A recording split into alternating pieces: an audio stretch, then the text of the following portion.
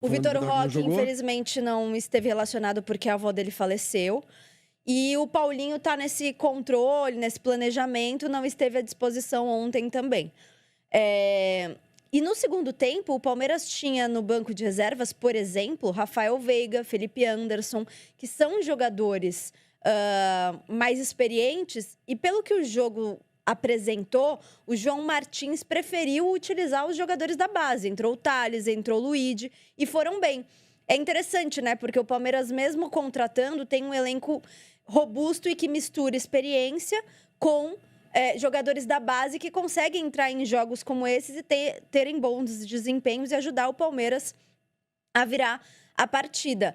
E outra coisa interessante é que Vitor Roque e Paulinho não estiveram à disposição, que são os jogadores mais caros dessa janela de transferências do Palmeiras. E o Palmeiras se resolveu com um ataque no segundo tempo que era todo formado pela base. Então, realmente, assim, o elenco do Palmeiras... O elenco do Palmeiras, a base está começando a fazer parte desse elenco para valer, né? Já faz, né, na verdade, assim... Não, mas estão começando a jogar, estão entrando, estão ganhando casca, como se diz. Palmeiras não tem, assim, nenhum super craque, né?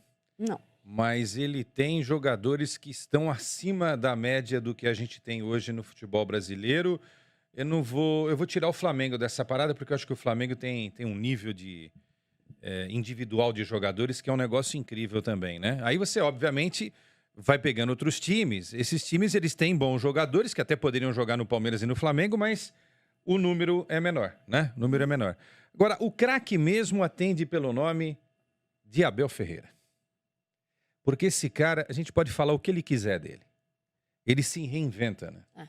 Ele teve uma fase ruim, né? Ele teve uma fase ruim, a fase ruim dele talvez porque ele também tenha criado algumas coisas lá dentro. Ele identificou que alguns jogadores estavam reclamando da vida. E aí o que ele fez? Ele rifou todos esses caras. Vou citar dois, tá? Só citar dois, você me ajuda se tiver mais alguém aí. Dudu e Rony. Ele viu que esses caras estavam reclamando muito pelos quatro cantos. O que ele fez? Não estão me ajudando dentro de campo. Estão reclamando ali no cafezinho, o que eu vou fazer? E mesmo jogadores da base mais novos... Também. Por exemplo, o Renan, o Gabriel Veron... Os que deram problema... Que estavam dando problema. Ou seja, pode ser velho, pode ser novo, pode ser da base, pode ser mais medalhão, não é? E aí ele traz os caras e mostra o que para os caras? Mostra para o Mike e para o Marcos Rocha, que são homens de confiança dele, que na hora em que a bola estiver rolando, se o Giai estiver melhor pedindo passagem... Vai jogar. Marcos. Mike, os dois são Rocha, inclusive. O Mike também é Rocha. Mike é Rocha, os irmãos Rocha. Mike Rocha e Marcos Rocha. Rocha e Rocha. Rocha e Rochinha. É o seguinte, segura aí que o argentino tá pedindo passagem. E aí você vai ganhando o grupo, porque assim, quem tiver melhor... vai pro jogo. Demorou um pouquinho. É verdade que ele não fez isso com todo mundo. Aquele rapaz que veio do Novo Horizontino, o Rômulo, ele não deu as oportunidades que deveria. Eu acho que foi um erro aí, tá? Mas esse moleque tá lá no Tá na Ceará, reserva do Ceará. ele não consegue jogar lá também, entendeu? Mas sim, eu acho que ele poderia ter jogado um pouco mais. Um pouco do Abel aí. Agora, também falando sobre o Abel, a gente fala tanto da parte mental do Palmeiras, isso também é trabalho dele, da comissão técnica, né? Porque o Palmeiras virou um time cascudo. E, aliás, eu acho que retomou. Ano passado perdeu um pouco disso e nesse ano retomou essa casca. Retomou certo, né? Porque já era, perdeu e agora retomou, tá retomando. Exatamente. Retomou essa casca que não se abala. O time é resiliente, é isso. O primeiro tempo foi ruim, foi difícil e imaginávamos que seria um jogo difícil, porque o Bragantino tá lá em cima, um trabalho muito interessante feito pelo Seabra, que é um bom treinador que a gente sempre fala aqui. Foi um jogo chato, difícil. Mas o Palmeiras consegue se manter frio, mesmo com adversidades, fora de casa, para ir lá na segunda etapa, ser eficiente. 2-1, garantiu os 3 pontos e agora abriu 4 para o Flamengo, que é o segundo. Tudo bem, tem um confronto direto agora em casa, mas é importante, porque se você perde ponto, você já garantiu uma gordurinha ali. Claro. Né? Então... A campanha do Palmeiras é impecável. E outra coisa, Isa, você vê, perdeu um título paulista para o seu maior rival e não aconteceu nada. E o não acontecer nada, na verdade, aconteceu muito. A estabilidade que o Palmeiras consegue... com a qual ele consegue trabalhar, faz isso. Poucos dias depois, o time é líder do Campeonato Brasileiro. Faz a melhor campanha da Libertadores. Com uma rodada de antecedência, que é importante também. Uma derrota mexeu lá com os ânimos, né, Flavinho? Não, mexe com não para criar uma crise. Mas não gera crise. Não, tudo bem, mas também, e uma derrota... Só faltava ter uma crise, né? Só faltava o palmeirense criar uma crise. Onde não... era assim, era legal pro Não, sempre, era todo dia. Mas hoje ainda é, né? A gente tava conversando aqui na redação, como é que é? Tem gente reclamando do aquecimento dos jogadores, do jeito que os caras estão fazendo aquecimento. Não, essa eu não vi, pois é. Quando estiver no estádio, vamos começar a prestar atenção nisso, Isa, porque... o palmeirense, por natureza, ele é um reclamão. Ele é enfesado. Ele é um reclamão. Chato, ele é um reclamão. Ele tá sempre descontente. O time é campeão do mundo contra o Real Madrid, lá em New York, New Jersey. O que vai acontecer no dia seguinte? Alguém vai estar reclamando de alguma coisa. Né? Foi 2-0. Não, podia ter sido 4. Podia ter sido 3. Foi 2-1. Não era para ter tomado esse gol. Enfim. Agora, talvez isso explique por que o Palmeiras está tão acima, né? Porque nunca deixa a coisa... ali no morno, né? Sempre tem que estar no mais quente possível para queimar. Mas você sabe que tem derrotas que elas, às vezes, vêm pro bem pensando num longo prazo. Quando o Palmeiras perde o título do Campeonato Paulista, é claro, é péssimo você perder um título para um rival. Isso nunca é bom. Ainda mais pro maior rival. Exatamente, ainda mais pro maior rival. E ainda mais... com todo o contexto do Corinthians tá numa situação difícil, fora dos gramados, a situação política, um monte de bagunça. Então, você acaba levantando um pouco o seu rival. Levantando um pouco não, levantando o seu rival. Claro. Então, é ruim. Mas eu acho que talvez o Palmeiras precisasse disso, sabe? Tipo um choque. Tipo um choque, exatamente. Mas no ano passado já vinha de um choque, hein? Ganhou o Campeonato Paulista.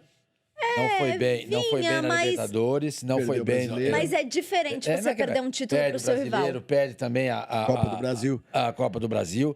Já vinha... E aquilo que você falou é verdade, eu acho que é verdade. A derrota na final do Paulista pro Corinthians poderia ter criado uma crise no Palmeiras. Não criou. Porque eu acho que esse time... na sequência desse monte de perdas aí. Exatamente. O time ganha um Campeonato Paulista, aí ele perde a Libertadores, o Brasileiro, a Copa do Brasil e o Paulista de novo. Ele perde 4 campeonatos. Perdeu aquela Supercopa também. Perdeu aquela Supercopa. No ano passado, perdeu. Perdeu pro São Paulo também. E perdeu também essa Supercopa. Ou seja, disputou 6 títulos. Os últimos 6 títulos que tinha disputado, ele ganhou um só. E não aconteceu nada. Absolutamente nada. Porque a presidente do Palmeiras, ela não dá brecha para isso. Ela não dá brecha para isso. Ela não entra em conversa fiada de torcida organizada. Vê se torcedor vai na sala dela. Vê se torcedor invade lá o CT. Ela não Isso eu acho importante mesmo. Entendeu? Uma blindagem. Ela sabe blindar. Ela nunca deu voz para a torcida organizada. Nunca. O Corinthians dá, o São Paulo dá, o Santos dá, o Flamengo dá, o Atlético dá, o Cruzeiro, todos dão. Todos dão. Ela não dá voz, não reconhece. Ela chegou a fazer isso, mas eu acho que ela entendeu que não deve fazer. Porque no começo ela financiava até a escola de samba. Ela fez porque ela precisava fazer também, né? Época, né? Eu acho que ela não era. Acho que não. Acho que ela não era o presidente. Acho que era na gestão do Maurício. Se eu não estou enganado. Ela consegue o apoio, a questão é, ela consegue o apoio da torcida organizada até para se eleger, exatamente. Até porque a gente sabe que a eleição dela foi aí um pouco... ela teria que ser sócia do clube há um bom tempo, ela não era sócia. Então, né, teve um arranjozinho para ela poder se candidatar à presidência. Você está vendo como esse modelo associativo é um modelo... Falido, draconiano, perverso, uma merda.